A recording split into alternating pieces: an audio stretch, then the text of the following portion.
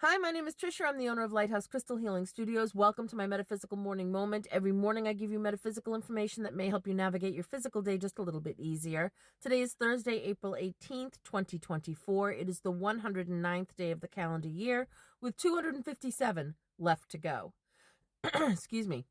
We give a positive affirmation and a journaling prompt every day. Today's positive affirmation is, I am open to new beginnings.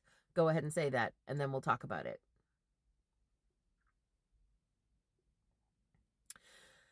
Yeah, change is hard. I'm one of those girls who's comfortable having the same breakfast every single day. Um, the same routine every day or every week. Gym, Monday, Wednesday, Friday. But even though change is hard, stagnation is harder. It can slowly suffocate you. You don't even know what's going on, and then it hits you like a ton of bricks. So be open to new beginnings. Don't fear them. Seek them out even. Keep your life fresh and challenging. Learn new things. Today's journaling prompt is there a challenge I can take on to start a new beginning?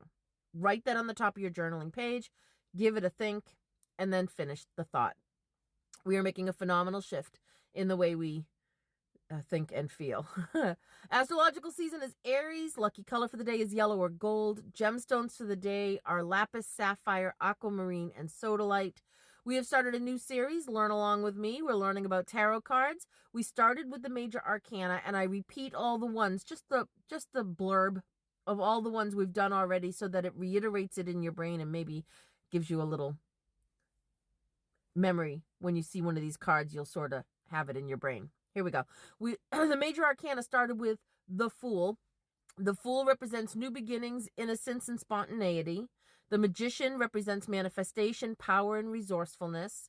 The High Priestess represents intuition, wisdom, and the subconscious mind. The Empress represents nurturing, abundance, and fertility. The Emperor represents authority, structure, and stability. The Hierophant represents tradition, spirituality, and mentorship. The Lovers represent love, partnership, and harmony. The Chariot represents willpower, determination, and victory. The Strength card represents courage, resilience, and inner fortitude. The Hermit represents introspection, solitude, and inner guidance. The Wheel of Fortune card represents cycles, fate, and destiny. The Justice card represents fairness, balance, and accountability. The Hanged Man card represents surrender, sacrifice, and perspective. And the card we are learning about today is the Death card. The Death card represents transformation, endings, and rebirth, and new beginnings. Everyone gets nervous when they see the Death card because they usually only think of physical death. But for most readings, the Death card can represent endings in general and new beginnings in particular. It's the card of transformation and change. Death encourages us to embrace the twists and turns of life. On this card, you see a skeleton in dark armor riding a white horse. This is the Grim Reaper. It's a classic symbol of death. The horse rider may be in armor, but he's not armed with a sword. He's not evil or violent. All the horse rider has is a banner declaring who he is. Death is experienced by everyone eventually, and his non-violent image speaks to that. He's in dark armor and he's sitting on a white horse, and together they are yin and yang. They are the balance that every enlightened person should embrace. The whiteness of the horse could also symbolize the blank page and new beginnings that come with the death of old things. The only thing the rider is carrying is a flag that symbolizes the harvest. Death is not a destroyer. He's just a collector. Tarot sees death as a celebration of what we have cultivated with our time. On the ground, there's a fallen king without his crown, and this illustrates the equality of death. Death is inescapable, no matter the amount of power that you have attained in life. The fallen king is a reminder to be humble regardless of your social situation. And while the king represents even the richest and most powerful people will die, the bishop represents that even the most enlightened will die. Unlike the king, The bishop faces death willingly. His enlightenment has taught him that death is not something to be feared. The two girls in the corner of the card illustrate the two reactions that normal people have in the face of death.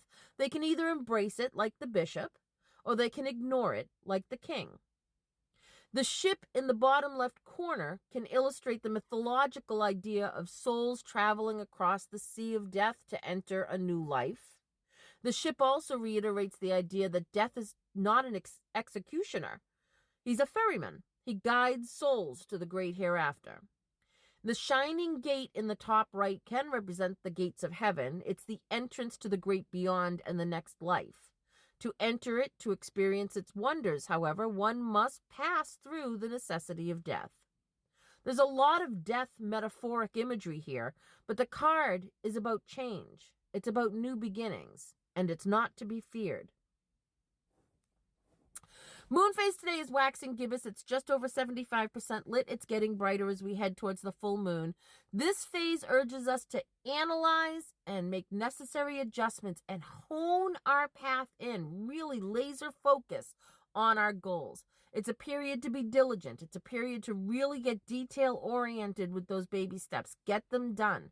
We're preparing for our efforts to come to fruition with the full moon. And the moon is in Leo today. Leo is about big feelings, and it's going to make you want to share your big feelings with people. Leo moon craves attention, and if you feel that your needs aren't being met, this phase of the moon can influence you to cause dramatic flare-ups. Tell people what you need and see if you can't get your needs met during a Leo moon. Those emotions need to be satisfied. We like to end the morning moments with a Reiki reset. That's where I send you healing Reiki energy. You reset your vagus nerve. The vagus nerve is the largest nerve in the parasympathetic nervous system. It controls fight, flight, and anxiety when we activate it in the morning because it allows us to rest, digest, and stay calm throughout the day. You're going to do that by taking a deep breath in and then a little bit more and then exhaling audibly so it rattles your lungs. It's going to sound like this. Sounds crazy, looks crazy, I know, but it works, I promise. If you want my Reiki, take a moment to leave a comment that says, I accept this healing energy. That lets Reiki know that you have the intention to use that Reiki energy to heal yourself. It's important. It's part of the intention setting for Reiki to let it know that you want it. Here we go. Take a deep breath in, and then a little bit more, and then exhale. Take a deep breath in and exhale silently.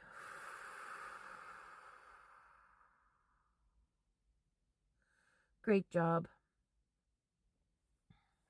Slay today. You've got this.